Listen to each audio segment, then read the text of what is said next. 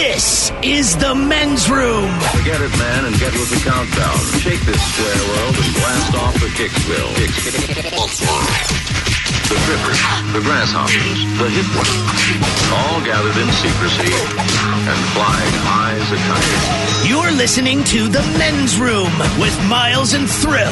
Say hello to our friends jumping on now in Portland and Portland's Classic Rock 92.3 KGON. Good morning, Alaska 94.7 KZND, Alaska's rock alternative in beautiful Anchorage, Alaska. And our listeners at 98.3 The Keg in Fayetteville, Arkansas. Also at 97.9 CPR Rockin' in Biloxi, Mississippi. Right on, right Welcome on. to the show. Big show for you today. Bad jokes on the way with a drunken charge. Ryan Castle will kick off the bad jokes right before we drink a toast with a shot of the day. Ted versus the FCC on the way as well. And our men's room blank question. I'm not saying it's me, but I heard someone might have stolen blank. 844-999-OLA. Hello, Rebecca. Welcome to the men's room. Hola. Hola. So it wasn't me, but I was a witness to this. So this was back when I was 18, back 2009. My school had a trip where a select few could go to Japan, and schools in the surrounding areas as well, like in Oregon and then Idaho. So we're in Japan, and we're in Kyoto, which they had a kind of a swap meet mall. All right. So one of the girls in the Idaho group was putting a whole bunch of like rings and jewelry in one of the slots in people's bags. And then she dumped a whole tray in her own. Damn. Well, these all had markers, so these groups of girls were starting to go off at the sensor. And we didn't really speak a really good Japanese at this time because we only took about 2 years of Japanese. So as their sensors goes off, we kept getting employees coming over to these sites and checking everyone's bags. So the first bag they checked was the girl who put a whole bunch of in her own bag. And because we were all associated, they took us all in their back room, and they had the police come and ask us questions, but we didn't know how to respond. So they did a voice over the intercom to gather people who knew about this group. So our senseis, our teachers, came in and interpreted. So they made us dump out all of our bags. My bag was clean, but there was about 4 girls in the Idaho and Oregon group that had items in their bag, and so they actually had to go down to the police station. Dirty Idaho girls. Mm-hmm. They reviewed the cameras and showed that it was this girl who did it, and she wasn't allowed to leave. They made her parents, at least one of her parents, come all the way to Japan to release her. Oh, really? So one of her parents had to fly to Japan to get her out of the pen. So I'm going to say she was in there for a while then. Oh, yeah. Yeah. I don't know how long, but we still had 2 weeks left in Japan. And from that point, it looked like it might have been a little longer because I guess their family didn't have a lot of money. But It doesn't matter. The ticket over there cost like $1,000 plus. Did you even if I had a lot of money, knowing that my kid made this decision, foreign country, blah, blah, blah, I think what I would do is like, all right, I have to fly to Japan, which is already going to break you, right? If you don't expect to do this, that's a lot of money. But we're going to take a vacation, and I'm going to take a 2-week vacation, and 2 days left in the vacation, I will get my kid. But if I'm going to Japan, then I'm going to enjoy my 2 weeks in Japan. Yeah. 14 days, so 12 Absolutely. days I'll enjoy. On the 13th day, I will get my kid out, ask them how they're doing, and they're going to have the longest flight home ever. Mm-hmm. Oh, ever. Man. Did you I hope that's what they did. Did you eat any dolphin there? Yes. How was it? Very chewy. We also had dog there, which I will never do again. Dolphin, it wasn't bad if I didn't know about it, but wait. If they label it as tuna, you might be off. But if you know it's dolphin, was the dolphin tuna safe? That's very important. No tuna this was were in captured. Tokyo, so I'm hoping it was. Was the dolphin human safe? Apparently not. Right. No, apparently not. No. What was better, dog or dolphin? Dolphin. Dolphin's better than dog. So does dog just not taste good, or bothered you knowing what you were eating? So we didn't know we ate it until we were leaving the shop because it was a pug. And what they do is they take the pug skin at this location and they hang them out to dry, and they put like salt in there to kind of preserve it. Of course. Well, how else are you going to? I mean, if they know what they're doing. Yeah, I mean, come on. They're one of the better reputed. So they actually tell you the breed of dog you're eating. Mm-hmm. And do you know the name of it? Like, No. can you know what I mean? Like Mr. Buttons. Yeah. right. Oh, Mr. Buttons. I mean, it's medium rare, Mr. Buttons. You know what their menu is? Actually, when you open their, much like Denny's, Denny's a lot of times has pictures of what you're going to eat. I would like black and flipper. And what they do is they offer the missing dog posters. Like, the guy that responds to Chewy. Guess what? That's today's special. You think that's today? What's today's special? Angela, missing dog. My daughter was in Japan. She went there for 2 or 3 months. Same thing. 2 or 3 months. Yeah, she was there for a while. Is she any good at Japanese? Speaking Japanese? She's okay. She does a pretty good job at it. I mean, the thing is, if you ever met Miles' daughter, you'd think she's Japanese. She just went She'd there. blend right in. She has curly blonde hair. Right. So everyone wanted to touch her hair all the time. But no, she just went there to slaughter the dolphins in the Gulf. There you go. Yeah. I'm not saying it's me, but I heard someone might have stolen blank. 844-999-OLA. Hello, Marston. Welcome to the men's room. Whiskey and whores. Hola! Yeah, well, I'm not saying it's me. Doesn't sound like it could be. And I already believe you. Wait a minute. I know this guy that his dad had this completely restored 1968 Triumph Bonneville. Showroom condition motorcycle. That's a motorcycle? Yeah. You said I thought Triumph Bonneville. Okay, you said Triumph. I didn't miss that. The Pontiac, I heard Bonneville. Bonneville. I'm thinking a big ass, Oldsmobile. So a bunch of buddies came over with an ounce of tie stick, and we proceeded to get high as a kite. And then decided to go get some cheesecake. Why cheesecake? I mean, we were just hungry and, munchies. All right, I know, but there had to be a special place that had a really good cheesecake. Like, let's get Yeah, cheesecake. it was the bowling alley. They sold whole cheesecakes, and you could get a gallon of milk.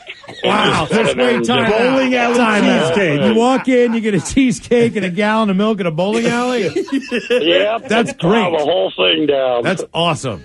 You might as well get some fries while you're in there. Okay. What? A bowling alley cheese. Hey, man, I got the munchies. Let's go to Rock and Bowl and get that cheesecake. Oh, man. All right. So you stole the motors. Did you make it there okay? No, so the old man said never, ever even look at the motorcycle, let alone think of taking it anywhere. And he was gone, went out, got the keys, uncovered it, snuck it down the street, fired it up. On the way to the bowling alley was like spacing out and looked down, looked back up. Center punched a parked Mustang. Oh, no. And how did you fly through the air? Like Superman. Okay. Landed on my head, took a big chunk of meat off. So Luckily, not my like buddies- Superman. How far do you remember flying through the air? Oh, I don't know, 40, 50 feet. I know, but you remember it. Oh, yeah. What was that like? Because, everybody wants to fly once, at least. Right? I was high, man. So it wasn't as great as it would be if you were sober. But it hurt. It hurt. The landing hurt. Took a big chunk of meat off the top of my head and compressed my neck, so I'm laying in the street. Luckily, my buddies were behind me in a pickup. They seen the whole thing, stopped, grabbed the bike, threw it in the back of the truck, pulled up, grabbed me, threw me in the back of the truck, and they hauled me back home, and we put it back where it was and covered it up. And, man, the next day, that crash I took was nothing like the beating the old man gave me. So I guess that bike was probably no more. Yeah, it was pretty much totaled. And I'm sure that the people who had a Mustang didn't have a Mustang anymore either and had no idea what happened? No, actually, about the time they were picking me up, that guy came running out of the house. Oh, man, luckily we got out of there. Oh, so you didn't have to take care of the Mustang at all? No, we bailed. Oh, Never got that cheesecake. Yeah. Look, man, bowling alley cheesecake. one thing I've learned as a parent, and my kids aren't old enough to drive or anything yet, but for sure, if there's a way to prevent your kid from, if anything that involves keys, if you say whatever you do not look at, smell, think about, or touch blank, keep those keys on you. Because all they're going to want to do, because my parents would do that, and they learned quick if they said, hey, whatever you do not go to the top of my closet. We're like, okay. Keep in mind, we had never considered going to the top of my parents' closet. There's nothing in their interest. So they went out, left us alone. And, of course, the first thing we thought was, let's go see what's in the top of that closet. Man, oh, man, Penthouse is a fine magazine. And that thing, man, we visited the top of the closet 4 times a day after that. Like, if you didn't say anything, we wouldn't do it. I'm not saying it's me, but I heard someone might have stolen blank. 844-999-OLA. Hello, Dan. Welcome to the men's room.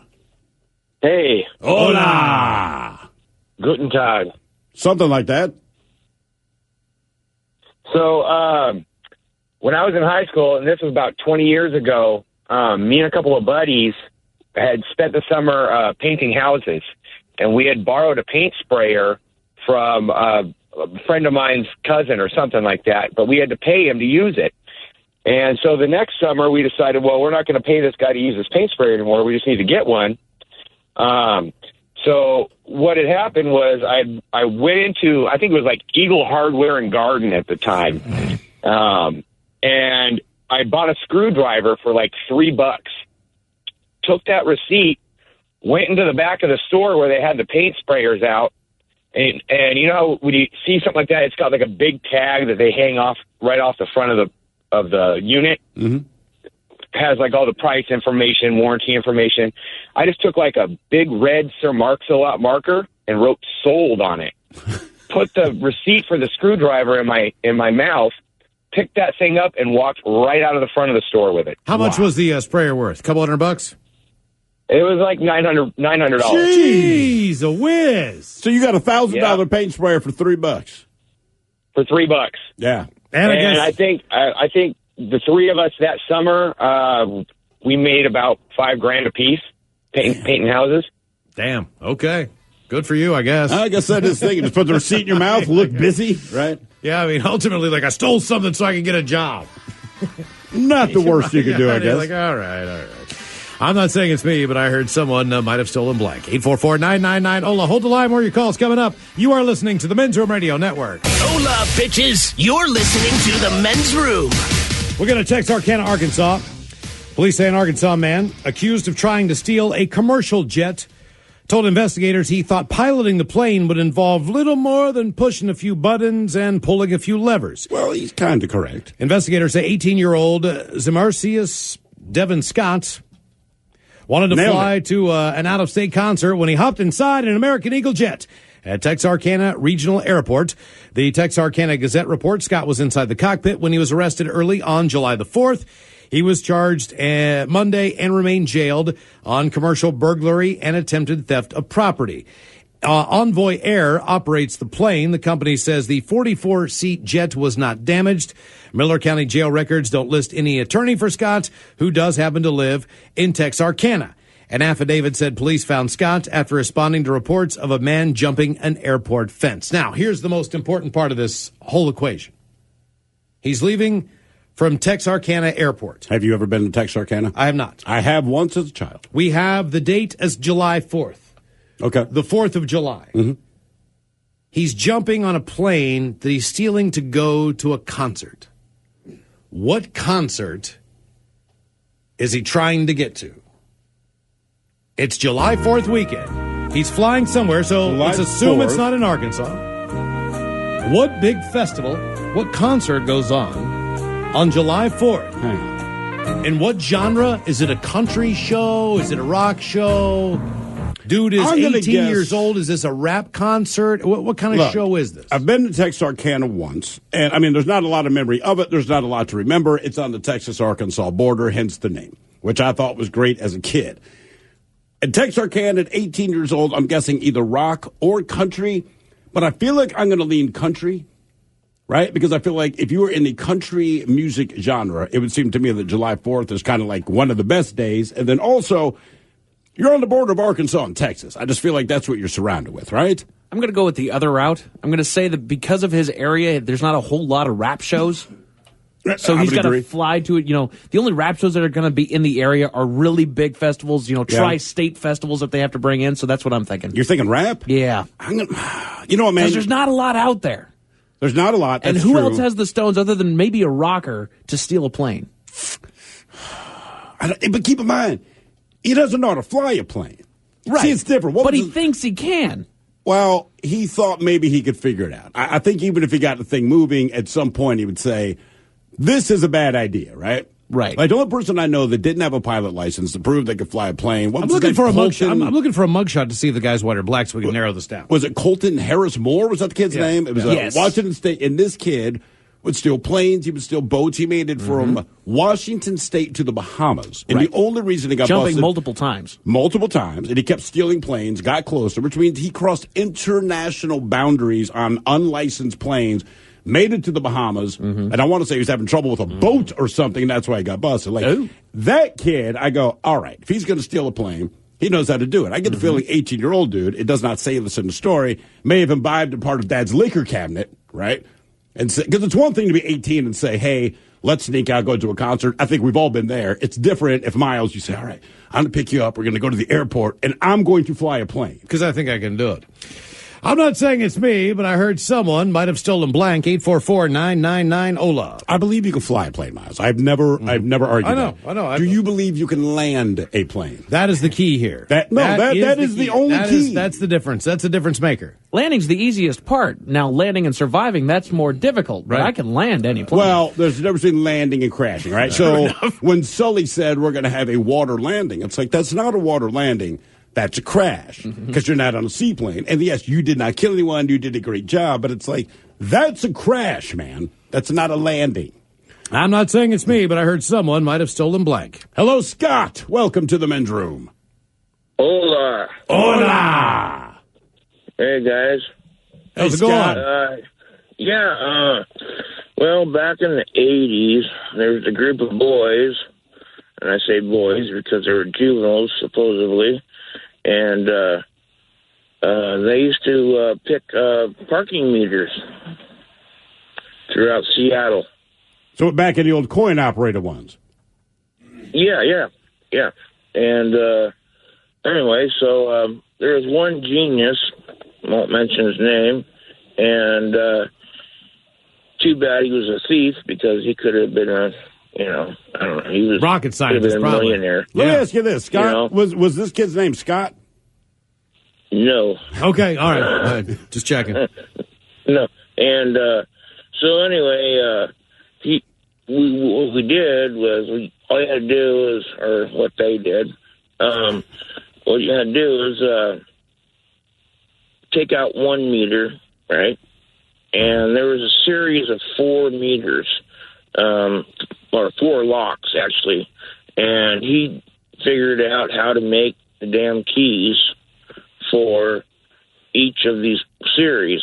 So then a group of boys, juveniles, would go and during the shift change of the Seattle Police Department and use these keys and open up the meters, and fill their pockets. But how much money on average do you get out of the meter, right?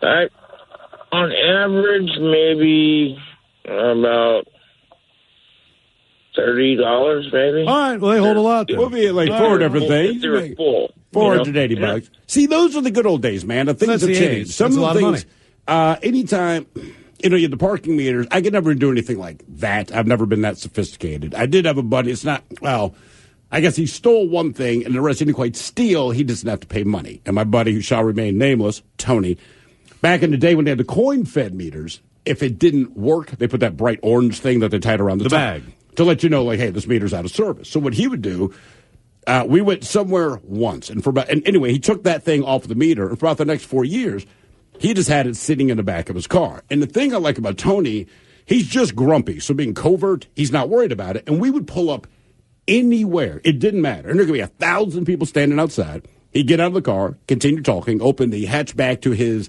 1979. Oh, damn, I can't remember the car now. But he'd open the back, pull this orange thing out, and tie it to the meter, right? But people are watching. But in Baltimore, which is where I lived at the time, you're a champion. That's being an entrepreneur. You're not a criminal. You're thinking so ahead. People would cheer for him, right? And we would go into whatever store we're going to do. He did this for years.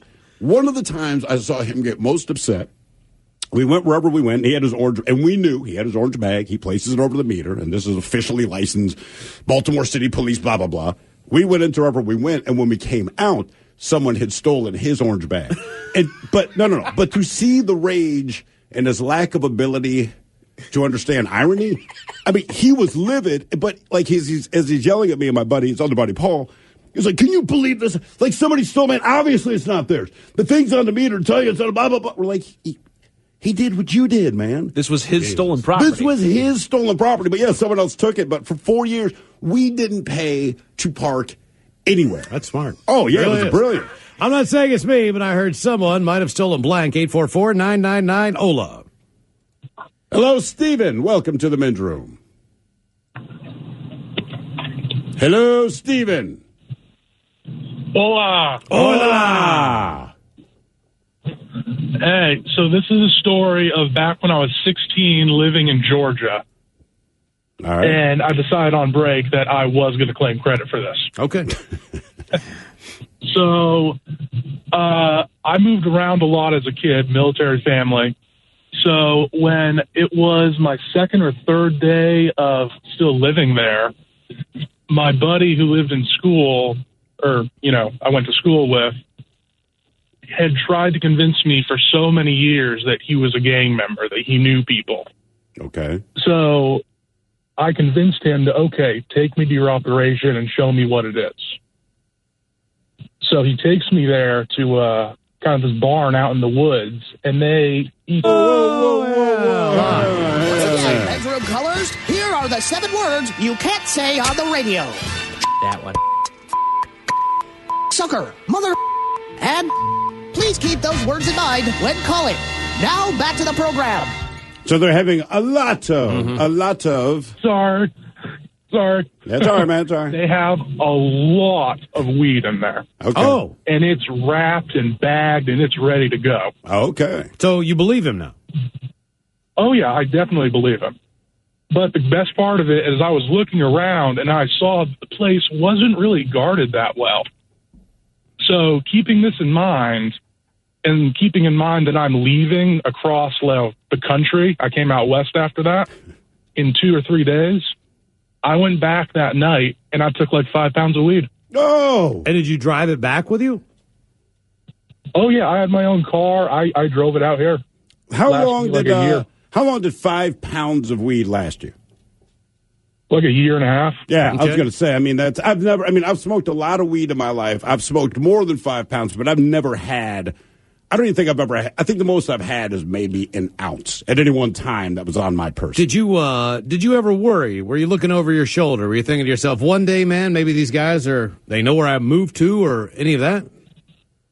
You know what? A bunch of the guys who were in there, I kind of knew from other schools. I mean, a lot of them were younger like me. And I've always kind of been a big dude. Like, my mom tells me stories. I was 4 playing with 8-year-olds just because of their size. Jeez. So I had already beat up a bunch of them. All right. How big are you now? I'm 6'6", 285. Not a lot of fat.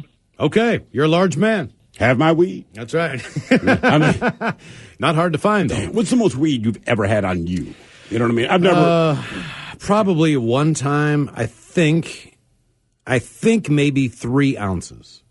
And was this for you, or were you kind of the guy no, to bring it to the people?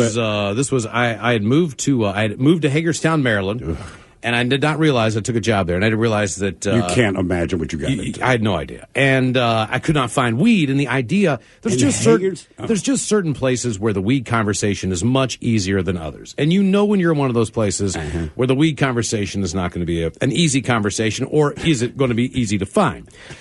So at this point in time, when I realized where I am and what kind of town I'm in, I'm like, oh boy, I'm screwed. But I did have a guy in West Virginia. Now, the thing was that it was a long drive to get there. It was a windy road. It was in the middle of nowhere.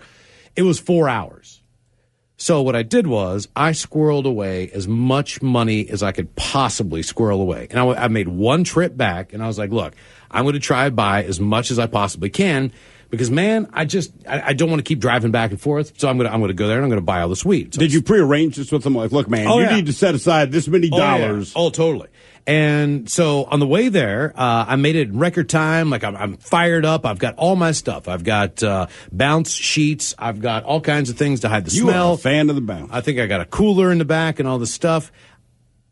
Grab the weed. I get stoned with the dude. I take off. I'm not 10 minutes down the road. Lights behind me. Oh, no. And I mean, I just started sweating. It's just pouring off of me, and I mean, to the point of the guilt was dripping off of me. You know what I mean? Like, it'd have been different if I was on Yay or something like that, just naturally sweating on my own. All right, that would be different. No, I'm just stoned, and I couldn't stop sweating, and I'm like, oh my god, like this, like I could not believe what was happening to me, like at that point in time.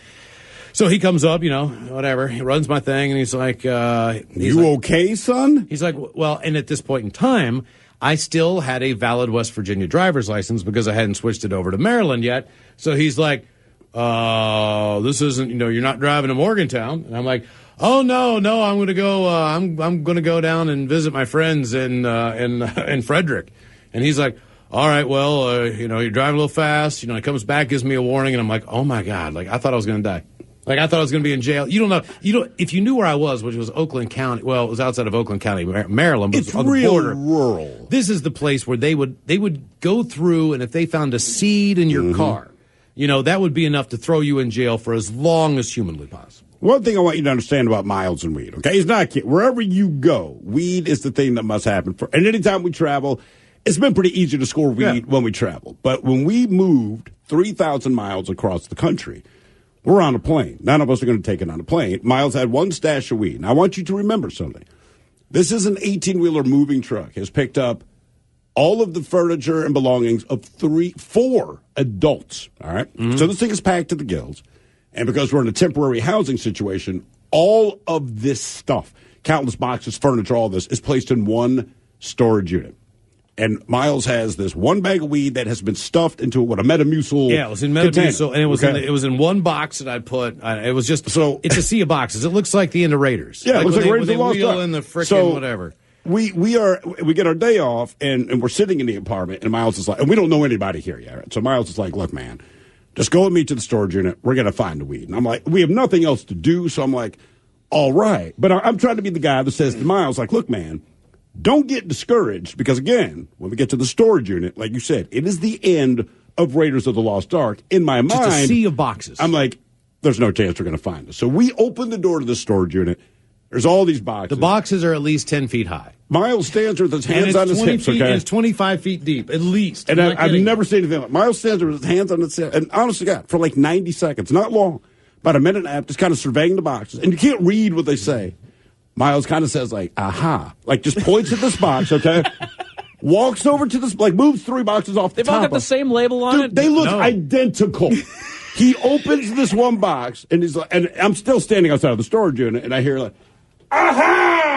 I'm like, you have got to be kidding me. Crawl back and here is this bag of weed. I'm like, I got it! And we smoke that. I got the weed! I've never seen, it's like, if you have a police dog sniffing for drugs, I would challenge Miles and the police dog, and you say, look, somewhere in this place, there's marijuana. I have never seen anything like that. I don't want to go places where they don't have no weed. You know I was just like, I will be sometimes even like when I think about taking a vacation, like, oh, man, I don't want to go there. They don't got no weed. But it's always the first order of business. We'll land somewhere, man. Like, if you're getting in the cab at the airport, and God bless you, Miles, cab driver, hey, where you guys going? So-and-so hotel. Hey, man, you know where we can get some weed?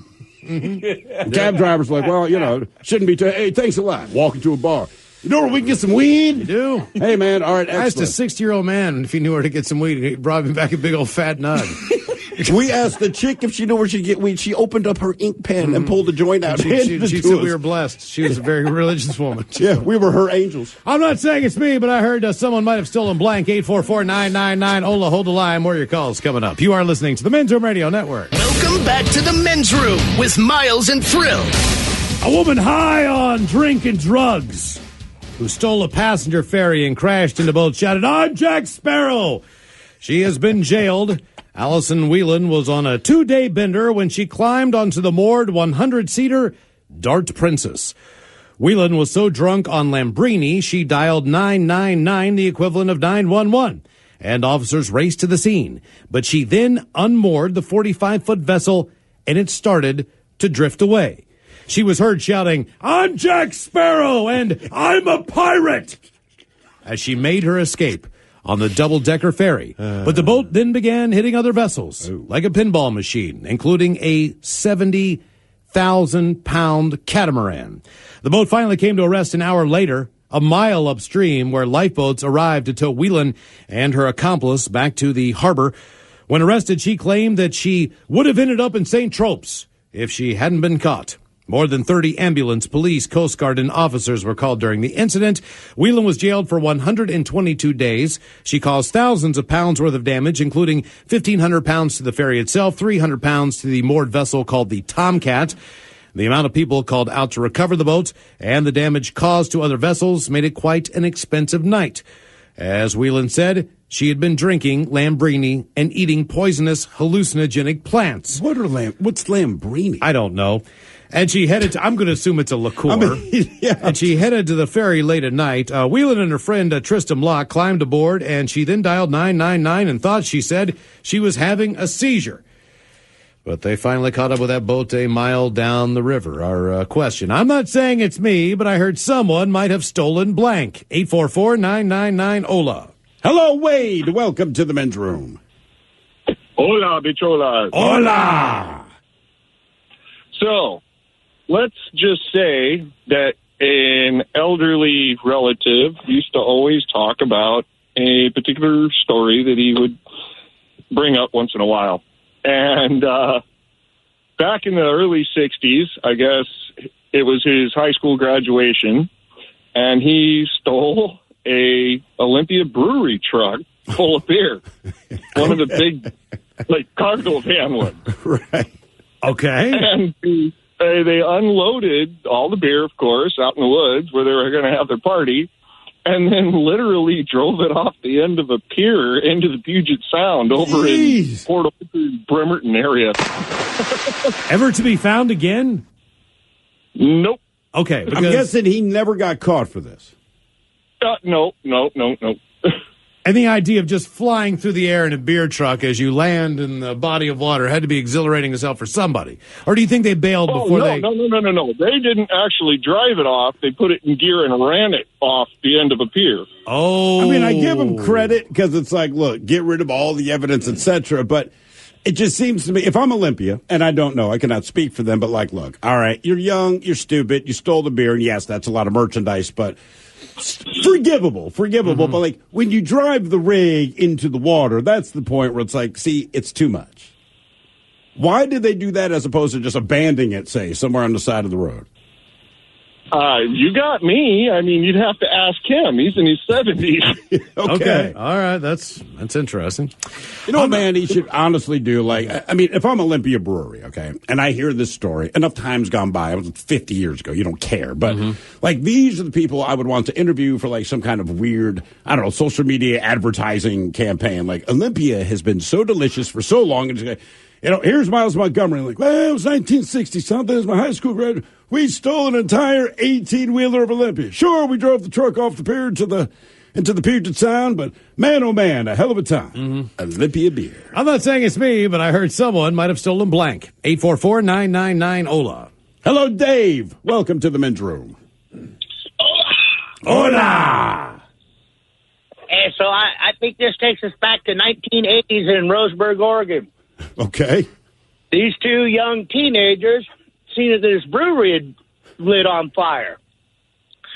So they went over, they climbed the fence, and they put all the beer they could out overside the fence. The next day, they found a friend that had a school truck because it was in the schoolyard on the back of this brewery. So they got a schoolyard, and they put on the coveralls, and they loaded up 2 pickup fulls of beer. How big was this fire? How many alarm fire was this? This was a small town. 2. Did you run in? The beer was so good. Did you run in to save the beer? No. This was after they'd already put it out. It was the next day. Okay, all right. So they just got it out of there. Yeah, that's what they did. That's what they did.